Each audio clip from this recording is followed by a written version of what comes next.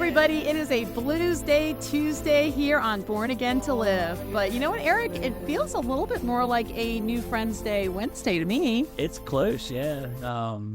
Amy just met this guy.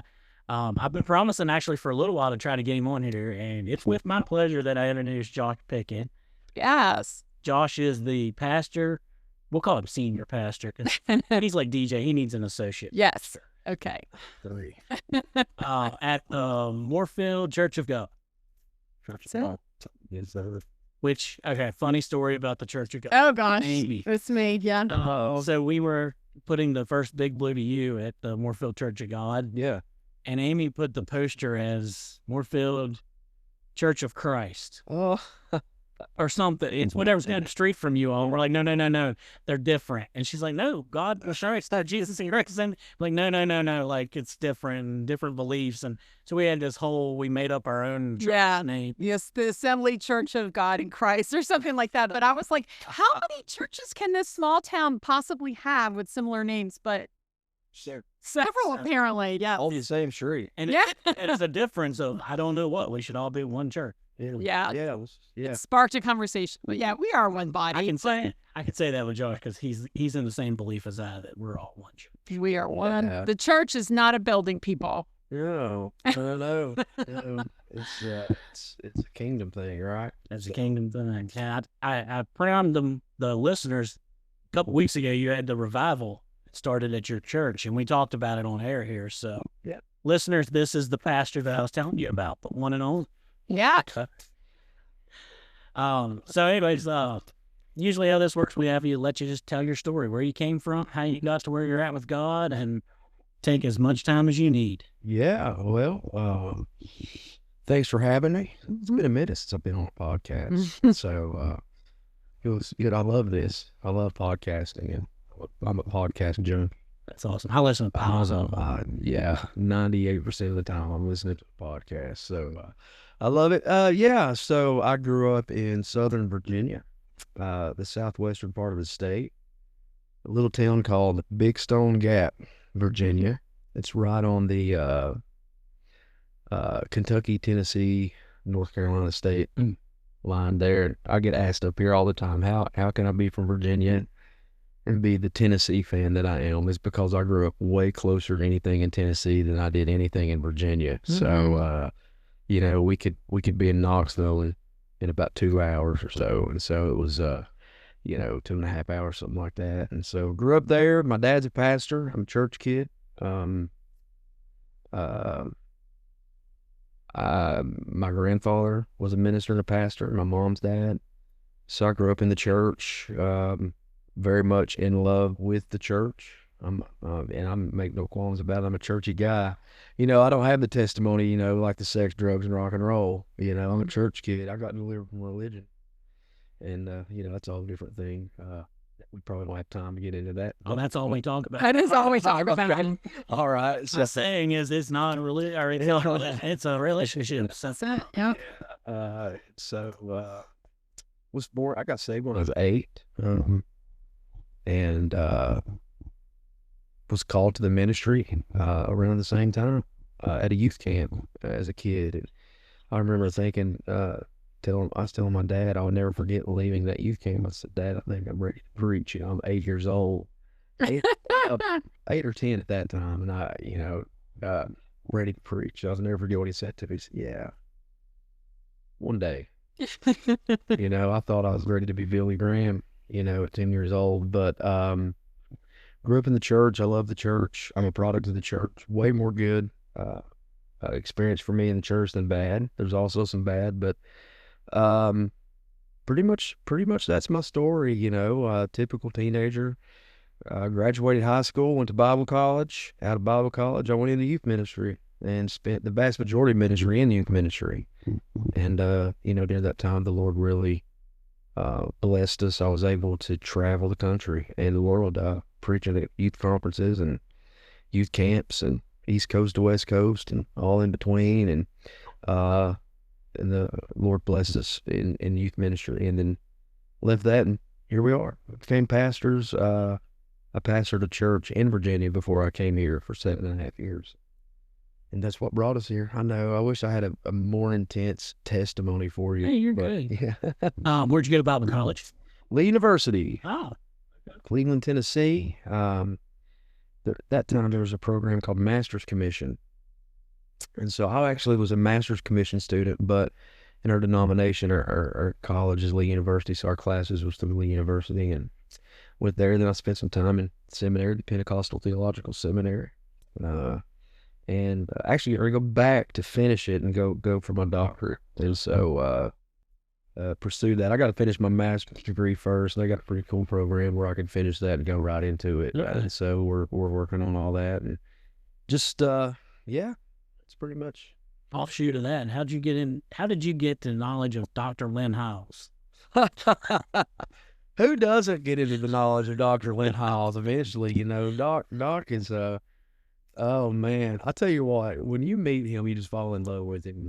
That is actually a really serious part of my testimony. And I don't know what all your audience is. I don't know how many pastors or church leaders listen, but I ended up in 2021. I ended up just probably in one of the lowest places of my life in ministry. I was burned out, man. I was so burned out. And I call it the ministry machine. Like it, I had come to the end of myself, and I'd made a decision. I was just disgruntled with church. I was disgruntled with ministry. I didn't like preachers anymore. I was just, and I was just ready. I had my resignation letter ready. I was going to leave the ministry. I was done. And when I say leave the ministry, like literally leave the ministry, I didn't care if I ever preached another sermon again. And I'm trying to make a really long story short. And so one day I got a random, a little bit of a backstory, but I'll spare that for another time. I got a phone call from who's a mutual friend of Doc and myself. I didn't know him at the time, but it was a complete supernatural setup from the Lord. Pastor Ben Daly from Dallas, Texas. He called me, and I didn't know him. And like I said, there's a little bit of a backstory there. It's kind of funny, and for the sake of time, I'll spare all that. But on that phone call, man, he just he unpacked me like a suitcase. I didn't know him. I'm sitting here. First, I'm mad. I'm like, who's this guy I think he is? And then, man, everything he's saying, and he just unpacks me. And then it ended up being a 2-hour phone call of me just crying and snot and everything. And where I began to learn again, I guess in some ways, but really a lot of ways, for me, it was new. The grace of God. And I'll never forget what he said to me on that phone call. He said, how long are you going to keep pulling yourself up by the bootstraps? Or when are you going to rest in the fact that God loves you and is pleased with you all the time, every day of your life, no strings attached? He said, because you've lost yourself in what you do, but that's not who you are. And so, and it was there I learned, before I was ever a pastor, I was a son. And so I'm driving down the road. It'd been a month after that phone call, and Pastor Ben Daly and we were talking every day, FaceTime. I mean, he was walking me through a process. And really for about 1.5 years, 2 years, every day we were talking. And I mean, this guy pastors 10,000 people in his church. I mean, how does he take time for somebody like me from Poto, Virginia, where he just begins to walk me through this? But a few months after that phone call, I get a phone call. I can take you to the road, the spot that I was at in Marion, Virginia, and I'm turning on this curve, and I'm coming back to my house, and I see a phone number. It's a 304 number, and I'm like, oh man, who's from West Virginia is calling me? And I answered, and I said, hello. He said, hey, is this Josh Pickett? I said, yeah. He says, Dr. Lynn Hiles. I was like, shut up. And by this time, I'd already read, a couple of his books. I joke all the time. I think 2 of his books, the Unforced Rhythms of Grace and From Law to Grace, I joke all the time. I say they should be in the Bible. And I'd read those books, and man, we built a relationship, and he is my friend. He's somebody that I love deeply. We don't talk as much as we should, but I tell you what, we make it count when we do, and he's always available. And so, saved my life.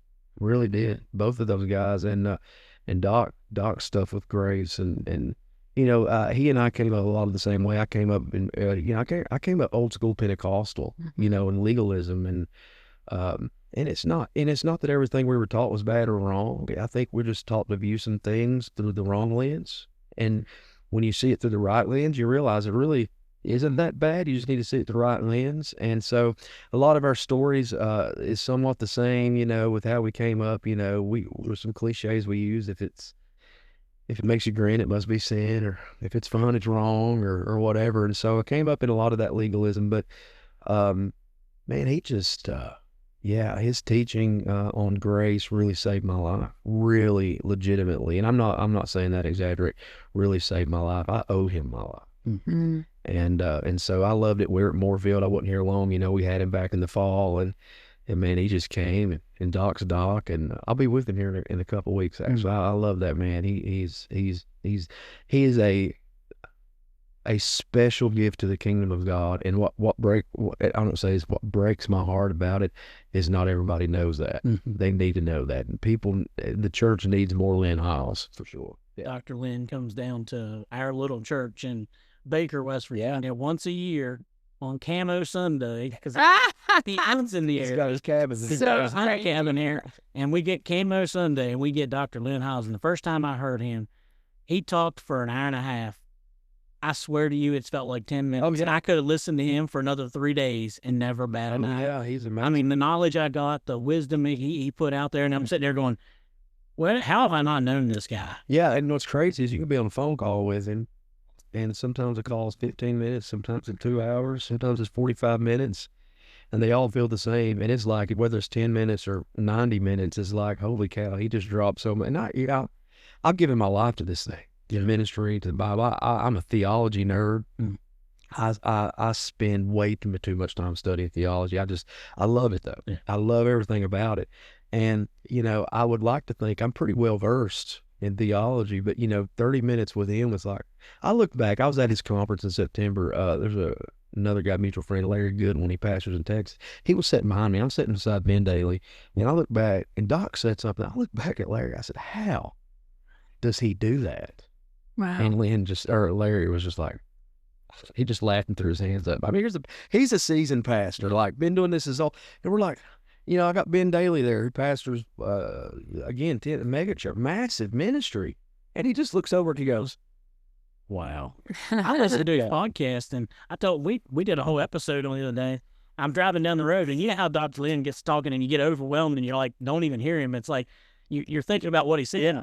And all of a sudden he said, is your ministry a fruit or a root? And I'm like, wait, what was that? And I had to pause and go back and listen to what he's talking about. But it changed the way I looked at everything I do. I had to go through and sit and talk about, is it a fruit or is it a root? Yeah. But it's one of them things I tell Amy all the time, like he blows my mind every time I hear him. Yeah, he's amazing. We're going to have him back. We've not set that up yet. I hope to talk to him this week before I leave for my vacation. And I'm hoping that after the first of the year, when we get through this year in the spring, he'll come back and be with us. And so, Doc, if you hear this, call you. I pray that at some point I can be in a group of ministers, like he could be one of my ministers in life that are teaching me and stuff, like he has with Rob and all those guys. Like, and it's just that God hasn't approved it yet. Like I know that because I've met him, I've talked to him enough in church and a few times he's been there and stuff, but I know that it's there. I'll tell you what, when he comes to visit us, you come hang out with him. He's an awesome man. Do it. Yeah, he's an amazing man. His family's amazing. His wife, Joyce, she's amazing. And his sister preaches at his church, right? At his church. She's the pastor. Yeah, his sister preaches at his church, and I get that. And what's crazy is, and I say this in a good way, I went up to his conference because he had begged me for the last 3 years, come, please come. And I didn't live around here. I was 6 hours away, and I just hadn't been able to make it work. So I didn't have any excuse. When God called me to Moorfield, West Virginia, I didn't even know Moorfield, West Virginia existed. And so I get to Moorfield, and so I text Doc after I'd interviewed and everything, and I said, hey, Doc, do you know Moorfield, West Virginia? He said, yeah, it's about an hour from me, hour and a half. I was like, what? He said, yeah. And I said, well, I just entered. He said, you interviewed at the church? I said, yeah. He said, are you going to take it? And I said, yeah, I think the Lord will send us there. He said, "Oh man, I wasn't here 3 weeks." He's texting me, and then he said, a couple guys in the area that's followed me for a while, Rob and Justin. He said, we're all going to breakfast together. So meet us at H&T Market, and I didn't know how to get to H&T Market, and so I walk in not knowing anybody in an area where I don't know anybody, and I come into H&T, and Doc being Doc, I'm thinking he'll be there waiting on me. No, I think I was the first one there. I'm like, this is incredibly awkward. Rob comes in. I'll never forget. Rob comes in. Rob Kerr, and he looks at me, and I'm sitting there thinking, you're trying to get a read on somebody, and I forgot what he said. He said, so, how'd he say? Something along the lines of, what's your name?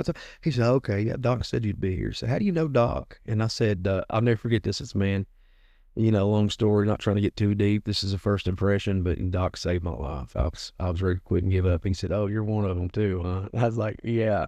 And then there's a whole table of us there. It was just great. So he has such an impact on so many people, Yeah. Yeah, tell me about how you got to Moorfield, because yeah. I mean, you were telling a little bit your revival story, how you really didn't want to do that, right? Oh, well, and it's nothing against, I realize we're in West Virginia, and I don't mean this negative towards West Virginia. I just never wanted to move north. I'd felt like about a year before I was that I even knew Moorfield existed. I felt like the Lord was moving our hearts to transition.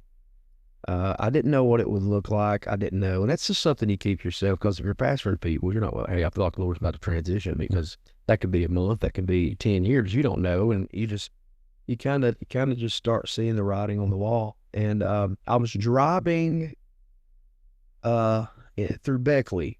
One of my best friends on this planet, he pastors a great church in Beckley, and Pastor Luke Hodges. And I came up to see him. And my son's best buddies live in Beckley. And so we were about an hour from Beckley, where we were at there in Virginia, an hour and a half or something. And so I'm driving through Beckley. There's a little place there called Shady Valley, Shady Grove, something there. And one of my best friends on this planet, he's a fellow pastor in Virginia, but his brother runs a fishing guide service there, and right on the New River. And so we had some time to kill. So me and my wife were driving around, and so we driving by the New River. I drove her down and showed her that. And there's this massive bridge.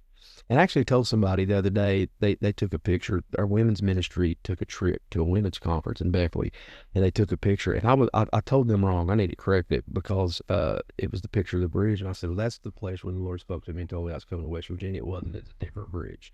Of course, all of that area looks the same to me, so I'm trying to figure it out. But I'm coming across this bridge, and I remember I look over, and this incredible view of these mountains, and I just look out, and I'm in my mind, I'm just praying, Lord, this is so beautiful, like you, and your creation is just amazing. And he spoke to me, he said, this will be home one day. And I said, nope.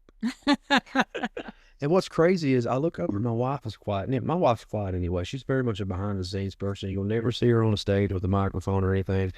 And she's just looking out a window, and I said, hey, that's beautiful. And she looked over at me. I kid you not. She looks over at me. She sees it almost feels like home, doesn't it? And I was like, oh my gosh, we're about to move to West Virginia. So I didn't know this case. I'm part of a denomination, and my only connection to West Virginia was just a couple people in the southern part of the state that I know. I didn't know anybody up here. And so when somebody, my friend in Beckley, said, well, won't you just let me give your name in our denomination? We have state administrative bishops. He said, why don't you let me give your name to the bishop, and he'd call you. He said, I think there's some churches coming open. Just talk to him. I said, I don't know, man. I want to move to West Virginia, and again, nothing against West Virginia. I don't like winter. I don't like cold weather, and we get it where I'm from too, but I was ready to go to like Florida or Texas or Mississippi. I was offered a church in Mississippi, and I really wanted it, and the Lord's like, no, because your Christmas is 70 degrees, 60 degrees. I'm to send me to Mississippi. But I get a phone call. It was early part of January 2025. And it was the Church of God's state administrative bishop of West Virginia. He said, hey, got your resume here. He said, Luke Hodges gave it to me. He said, I've done a lot of research on you. I didn't know him. I know a lot of people in the denomination, and we know a lot of the same people, but I didn't know him. And he called me. He said, checked you out. I said, you know, he said, you got a pretty good resume. He said, Moorfield, West Virginia, we have a church there, and they're needing a pastor. There's a transition going on, you know, some things that needs to be navigated through and things like that. And he said, I really think that you should consider coming up here and talking to these guys. And I'm sitting on my couch, it's a reclining couch in my house, and my teenager's next to me. And he knows, like, when I mute the TV and I pick up, he's like, it's a business call. But I tend to put it on speakerphone. And so I'm listening, and he's just looking at me. He's like, we're about to move. And so I agreed to come up. So I came up and interviewed, and I preached. And when I came up and preached, I walked off the stage and, you know, came into a situation here. There were some hurting people, you know, some wounded people, and just knew that the church needed healing. And I came off the stage, and I don't know if I said this in the revival, but I came to this one service spot of carpet. And we have new carpet now, but I know the spot of the floor. The Lord spoke to me. He said, I want to unlock grace in this region. He said, I'm going to send a grace revival where people's hearts are going to be returned, where the sons and daughters' hearts are going to be returned to the heart of the Father, because the heart of the Father has always been turned towards them. You know, I didn't know what that meant, and I said this to the Lord. I said, "Good, use somebody else to do it." Yeah. And not that I think I'm it or nothing. You know what I'm saying? I just use when God speaks to you like that. And so, I knew the night before that happened. I'm interviewing. I knew in that interview that I was covered. Well, I was resistant. And so, what's funny about that is, we preached. I left Moorfield, and I drove to Beckley to my buddy's church. We were going to get dinner that night. He wanted to talk to me because he sits on our state council for the denomination, West Virginia.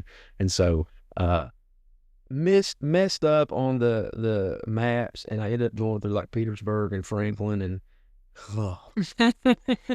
holy cow. But I had some really, and I didn't share this, and I've not shared this part with a lot of people. My wife knows about it and some others, but you know, your cell phone goes dead for like 2 hours through there. Oh yeah. And drives me nuts because I like to listen to podcasts. But it was me and my wife and my teenager and my daughter, and my other two littles were with grandparents.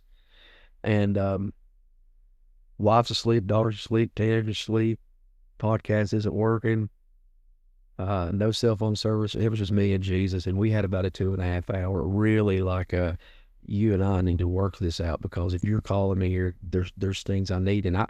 First time ever, and I've transitioned, I've served in a lot of churches, I've pastored churches, I've youth pastored. I laid 3 things out, and I'm just going to tell you, I laid 3 things out. One had to do with money. If you're moving this far away, then this is what I need. Okay, my wife was working at the time. She was making really good money. You know, the Lord was taking care of us.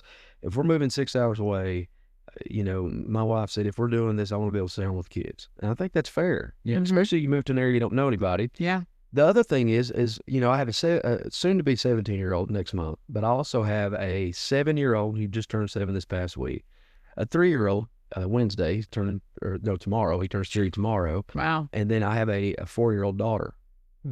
We adopted all 3 of them out of foster care. Well, the adoption for my little guy, Asher, the one whose birthday is tomorrow, wasn't complete yet. And we're being told that it's probably not going to happen until like May or June. And I said, Lord, if you want us to go there, this adoption has to be complete, because I can't move to another state. Now, we would have made it work. Mm-hmm. She would have went and stayed with her mother and stuff while I'm up here, and we're making the transition and a lot of driving back and forth and things like that. We would have made it work. I didn't want to do that. I said, Lord, if you're going to open this door, then you're going to have to move on this quick. And I said, and last not least, and we're told in a denominational structure, if you're going to transition to another church and a church votes on you, they say the ideal vote is 80%. If 80% goes, that's pretty ideal. If anything's less than 80%, unless it's really God, don't do it. And I told the Lord, I said, I'm not going to Moorfield Church of God unless I have way over 90% of the vote. Mm-hmm. I'm not doing it. I need to know that you're in this. Mm. You're moving us away, and I have a lot more connections in the southern states than I do up here. Mm-hmm. And I would be comfortable moving to like I said, a Mississippi or an Alabama or a Florida or Georgia or something, or Tennessee, right? So, and I got offered a church in Knoxville, and the Lord said no. Man, I'm so ticked because I'm a UT fan. Yeah. So, but anyway, we leave, and so we drive back, and it's a Sunday night. We drive through Beckley, and Luke's looking at me, and he's just smiling. He said, "So, got your moving truck ready yet?" I said, "I don't know, Luke. I'm telling you right now, I don't know." Go home, get up the next day. This is Monday. I called the guy that was facilitating the transition interview. I said, "Look, I'm just gonna be honest with you. If this is going to happen, this is what I'm needing." And I kind of laid him out. I laid it out there to him what I was sharing, and he said, "Well," he said, "I'm just gonna be honest with you." He said, I'll talk to him about the salary thing." And then he said, "No, it's not like I need to make a ton of money, but Right. my wife's not working. We're moving 6 hours away. We don't know where we're going." Yeah. We knew that the church had faced some issues. We didn't know what we were walking into. Yeah. And that's sometimes the unexpected thing side of ministry. I wanted my family to be taken care of, right? I think that's fair. He said, I'll talk to the board there about it. And he said, he said, "I'm going to be honest with you." He said, "It's you and another guy." And he said, "This guy's from West Virginia, and, he's going to be a phenomenal pastor for our church too." And he said, "I think it'll be really tight." He said, "Your interview," he said, "you did great in your interview." He said, "But, don't be surprised, if you don't get this." And I said, "That's fine. I know how it works. It's a denominational structure. So whatever. If God says no, he says no. I'm just telling you, this is what I need." Yeah. And so if you call me, and I'm paraphrasing some now, but if you call me and you say, "Hey, you got 88% of that," I'm not coming unless it's whatever, 90%. So, we get home, and he says, I get a text. So I had to go to the doctor in Bristol, Tennessee. I get a text, and I'm pulling into the doctor's office, and the text says, "Hey, spoke to them about the salary. They said they're more than happy to give you anything you need." I was like, "Shut up." While I get that text, my phone rings, and it is our son's lawyer, adoption lawyer. Says, "Hey, just want you to know real quick, you talked about a potential transition to West Virginia." And I said, "Yeah." She's about to give me the bad news. The bad news you want. Wrong is like, Yeah. okay, give me the bad news I want. She said, "We just spoke to the judge, and he's more than happy to expedite the adoption." I said, "What do you mean expedite?" I'm thinking end of April. Mm-hmm. She said, "Next week." Wow. I said, "Shut up." So the only thing left was the vote. Yeah. So I had to go to my church that Sunday, still a pastor, still have to preach, and I'm preaching. And so me and my wife had a system set up that, she kept my phone with her, and I said, if I get a call, she'll take the call or whatever. And she said, "If you see me walking," and that church was Moorfield, our sanctuary was so big, and we were a lot. It was a smaller sanctuary, and then we had the center aisle, right? And she comes in, I see her, I'm preaching, and I see her get up. Why would they call me? Knowing On a Sunday, yeah, no. on a Sunday morning, you can't tell anybody. Yeah. Why are you doing that? She gets up, saw her, she got this back door, and then she's not on the phone long. She comes back in, she comes down the center aisle, and she winks at me. That was the signal. If I wink at you, you got the vote. Wow. So I'm having to finish the church service. So by this time, I left the leading of the Holy Spirit behind in some ways. I'm like, I'm closing the service, and I'm going to go back to phone call. Because if I did not have more than 90%, so get out of there. The only people in the church that knew about this, my sister-in-law and brother-in-law attended our church there. They lived about 30 minutes away from there. And they knew about it. So I just looked at everybody, and I didn't care if the doors got locked. I'd go lock them later. I just left. I'm getting home.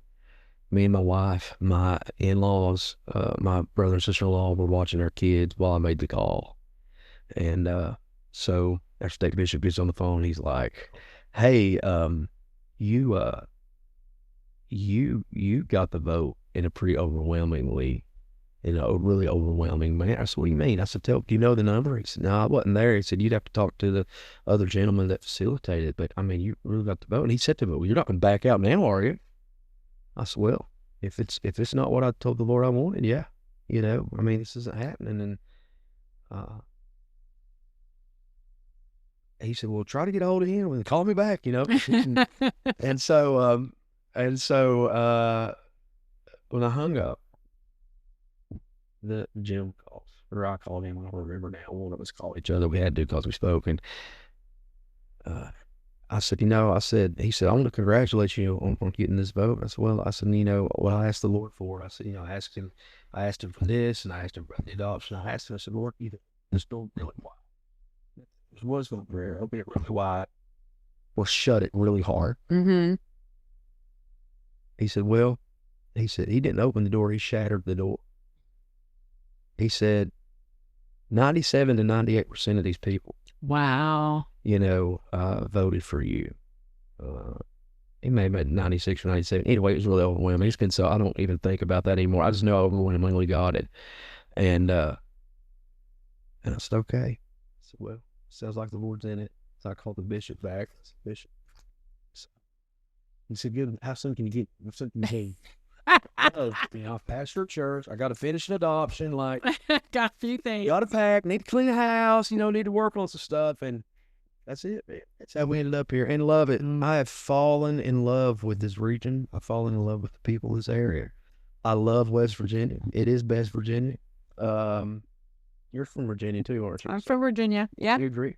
West Virginia? I mean, this place has become my second home. It's pretty amazing. It's pretty great. Yeah, and there's a drastic difference between northern West Virginia and southern West Virginia. And all my experience has been southern West Virginia. If you're listening and you're from southern West Virginia, I love you. You are my people. I get you. But it was different. And see, and as part of my struggle too was, this is going to sound like, I don't want to say political or whatever, or I don't know. I don't know if that's the right terms, but where I'm from in Virginia, we don't like northern Virginia at all. Yeah. Oh, yeah. We don't, you get it. It's the Manhattan of New York. Yeah. You have Manhattan and upstate. Yeah. And That's like, the same thing. like, Winchester, D.C., and Fairfax. And, I've done ministry in these places. And I never wanted, I got offered a church in Northern Virginia a couple years ago, outside of D.C., and I went, and I went, I take that back. I was going to go interview, and I just called. I have no desire. And so when you hear Northern West Virginia, I'm thinking, we're pretty close to D.C. here. We are. I go to D.C. all the time and hang out now because I'm a history nut and I can do that. But I was really, but no, man, we love it here. That's how we got here. I know that was a lot. Yeah, that's how we got here. That's such an awesome, throwing out the fleece story. We look at these stories from the Bible and we think God doesn't do that kind of stuff today, but He does. He did it for you in a different context. But I love that story. The whole time I'm like, what's the number? What's the number? Because obviously I knew what happened, but I'm like, what's that number? Yeah. 97, 8. 96, 97, 98, something like that. It was really high. I remember when I remember one of the guys that sat on the board, he texted me. He said, "Man, I can't wait for you, to get here." And I said, "Be honest with me. Was the vote really?" Because I'd already said yes now, so I was already committed. So even if he'd said 85%, yeah, I'm already committed. I'm not going to call him back now because I'd already given him my yes. And he said, obviously, he said, "I didn't do the count." He said, "But if you looked at the room that day," he said, "well over 90%, and I was like, man, wow, Lord, you're so good. And, it's just a testimony of His grace. What's amazing about all of that, you brought up Lynn Hiles. Had God not walked me through that journey, I wouldn't be prepared for what I was walking into here. Mm-hmm.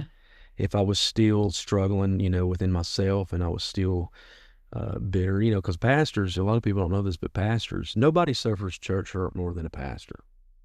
They don't. Yeah. It's just the reality of it. And church hurt's a real thing. And it wasn't just church hurt for me, but my whole identity was caught up in what I was doing. And nothing would please me. So you would try to meet some metric, and then you'd meet that metric and you still wasn't happy. Or you try to grow this way. And how many pastors do you know and that you've seen that they just end up burning out? And the problem is you get on this systematic cycle of just striving to. And so many of us that do this for a living, we find our identity in that microphone and that platform and your social media and your preaching, and and you get a leadership team together and you end up putting them through the grinder, and none of them get paid anything because they're volunteers and they're burning out and quitting, and you get mad because they're quitting, and then you're in this toxic thing. And man, I was just at the end of it. And had I not had that encounter with God's grace in 2021 and 2022 and into 2023, where I'm writing my first book on this right now. Nice. Actually, and where God walked me through a journey. And I tell people, you brought up my testimony. Much of my testimony is, I feel like a Saul on the road to Damascus type moment. Everything Saul was doing, he was doing according to the law. And based on what he knew about the law, he was right. He was right to do all of that. And yet, he has this encounter with Jesus on this road. One of the first things that Doc Niles taught me, and I say it all the time, that grace is not a theology, and grace is not a doctrine, and grace is a person. And his name's Jesus. And so now you have Saul of Tarsus, who is the Pharisee of Pharisees, right? Now you have a Pharisee, you have the law, who's now encountering the person of grace. Yeah. The Bible says of grace and truth, John 1, that he's of grace and truth. He brings that right to it. And now you have the law. This is the collision course of, if you look at that, between humanity and Jesus in Acts, when Saul is on his horse, on his way to persecute more Christians, and what happens? He has this encounter. And then the next thing we know, he's no longer Saul of Tarsus. He's now Paul the Apostle of Grace. Yeah. Think about that. And that's a process, because we don't know how long that name change took. We don't know. We know the book of Acts gives us a few years of him walking out a journey before you get to all the epistles and everything. You have all of that. Not more than a few years, but we have all of that there. And you think about it, and it took me a few years. And had I not had that situation then, think about just how beautiful God works, how his grace works in terms of, here's Dr. Lynn Hiles, a man I never knew, that I knew he lived in Berkeley Springs. Knowing that God orders your steps in such a way and fashions it in such a way to where he brings you close to people. Rob Kerr is somebody I love tremendous. I love Rob Kerr. He has become somebody very dear to me. I think about that and how God, because I said, Lord, put people in my life that get this. Because if I get around, it's kind of like recovery. Religion's kind of like recovery. I was listening to a podcast on the way here, and they asked me, do you still ride motorcycles? He said, I don't dip my toes in the water. He said, because if I do that, I go back to, he was in a biker gang. He was in the Hells Angels. So he was like, I don't even ride motorcycles now. He has a tremendous story coming to faith. And he said, because at the moment I get back in it, my mind, and religion's like that. And performance-based ministries like that. If I start to dip my toes in those waters again, I feel like I could lose myself again. And I'm not willing to go there. And so, a Friday at Gennaro's with Rob Kerr, or a breakfast at H&T, or a text message or a phone call, man, it's such a beautiful thing. And so just how God ordered the steps. But had I not walked through that, I firmly believe that I wouldn't have been prepared to come into what I was coming into. And now seeing what the Lord is doing, man, just yesterday alone, just such a tremendous day of God moving. This past, it was 2 Wednesday nights ago, I'm just teaching. So the revival that you talked about, that was a pretty intense few days for us. And it was unexpected. It was unplanned.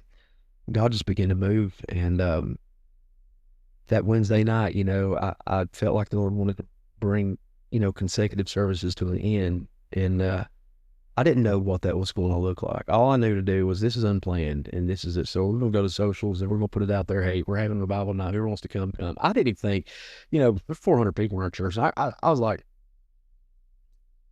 there'll be 20 people. It's unplanned. Right. That first night, man, it's getting like 6:45. We're going to do a service at 7. That place is empty. Yeah. Oh, yeah. Okay. All right. Well, we're going to do this with the 20. I'm not worried about it. We're just going to see what the Lord does. And then at like 6:50, I look out, and there's cars lined up down the road. And there's pastors. You showed up that. Yeah, you were there. And the pastor for the Assembly of God and other churches and places had come together. There was 100 and we had like 108 people or something there. Wow. It was tremendous, and God moved. And when we came to the end of that Wednesday night, I knew we were coming to, and I said, we've decided to do what we call First Wednesday. So the first Wednesday of every month at Moorfield Church of God is just a revival service now. So if whoever wants to come, you're welcome to come be with us. I'm not a sheep thief. So pastors, I'm not looking to do that. But if anyone wants to come and you want to have a revival experience, we're doing that the first Wednesday of every month. And so we did the first Wednesday. That was the night I preached. I had to preach sitting down,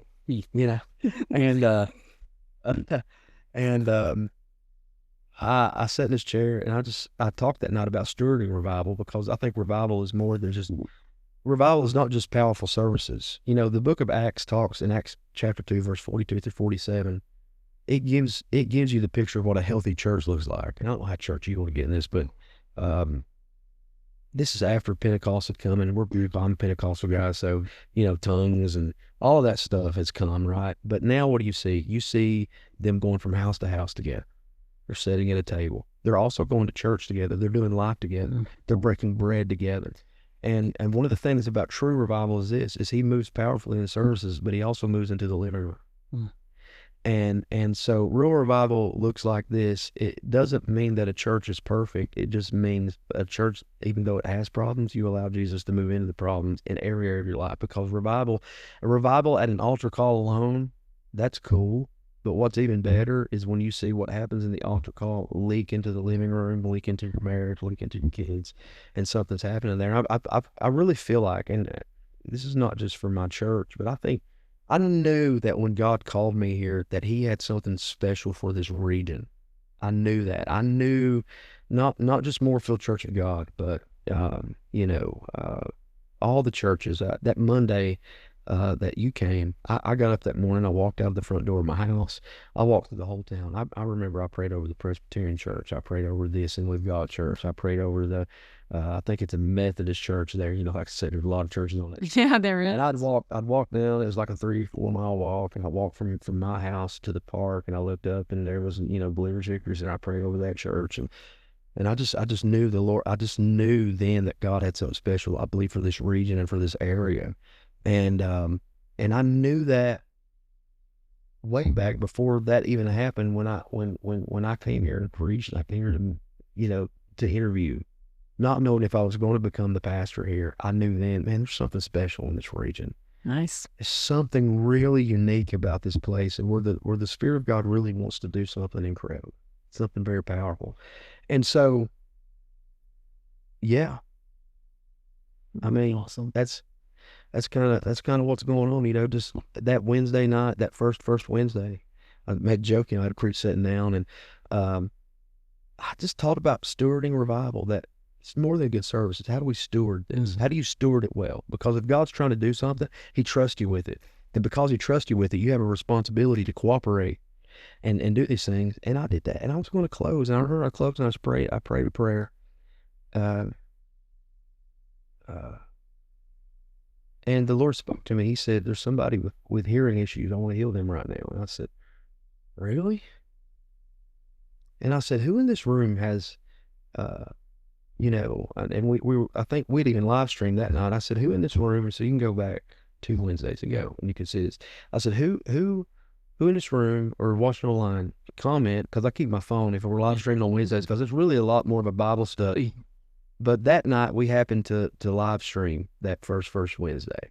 And I said, who has really bad hearing issues, hearing loss or something. I don't remember my exact words. And I remember this little girl, she raised her hand. I say little girl, she's in her early 20s. So I'm 43, I'm an old man. So she raises her hand. And I just remember just saying, well, God wants to heal you right now. She came up for prayer. And I didn't know what her story was. I said, what's wrong with your ear? With your hearing, your ears? She said, it's one ear. She said, I was in a car accident several years ago, and I was flown through the front window of my car, and my head hit the road really hard, and it damaged my left. I'm completely deaf in my left ear. I've not been able to hear out of this ear for years. And I said, so we're just going to pray and believe God for a miracle. So, I went to Peru recently, and so some of the people went in Peru with me. We saw some deaf ears open, and we saw some cool things happen there. And I remember one of them that was on the trip was there. I said, "Hey, you come up here and pray. You saw this have to prove why it can happen here, you know." So I remember I laid my hands on her. I remember I began to pray and just felt the touch of the Lord on her and stepped back and you know, I said, let's do something we couldn't do before to see if God's touched you. And so all I knew to do was try to make her as deaf as possible to see if God healed her. And so Malachi, my dude Malachi, you know, he's my buddy. He's there and he's got these big old hands, you know. So he on her right ear, he covered her hand and just I said, hold it tight, and I put the microphone down and I'm snapping about like this, not loud. Yeah. And she's looking down, and I'm like, oh my gosh, Lord, come on. and I snapped a few times. I said it like this. I said, can you hear this? About that tone. Yeah. Now, you hear it in the microphone on the live stream, but it's not as loud. I said, can you hear this? And I remember she looked up and I saw his tears. And she goes, and so I backed away. I put the microphone. I said, can you hear this? More tears, and then, can you hear this? Wow. And then I stopped saying, can you hear me now? I'm going to stop. You can hear. And man, you just saw the Lord do that. And there's a couple other things that happened that night. And we're just seeing so much. Just yesterday, God moved and just healing and stuff happened. And it's just amazing what we're seeing the Lord do. And so I'm grateful. Love it. Have eyes. Yeah. We'll keep rolling with it, see what happens. Well, it's the end of the day, and we're rolling on a new day, a new Wednesday, or new Friends Day, Wednesday. But let me just close by saying, okay, number one, Eric and I definitely have to talk to you about the buffet lifestyle because, yes, it is. We'll get to that point. You need to listen to my podcast. The buffet lifestyle. Yeah. We came up with. It's a term that we came up with, but like it's all about having that because when you were talking about all the stuff you needed to do before you could even get to the new church. Okay, good. Yeah, we're gonna keep rolling into this one. But yeah, lots of sequel stuff. But no, as someone that directs a summer camp, to hear you talk about camp was sort of that place where it ignites, like that just gives me so much joy to hear that story. I didn't know that until you were just sharing that. But you can't. all right, then we will be close friends. And so yeah, we had lunch together. You're on a podcast. I've made a new friend here on Blues Day Tuesday, and guys, we will be back tomorrow for New Friends Day Wednesday. See you tomorrow. Love ya.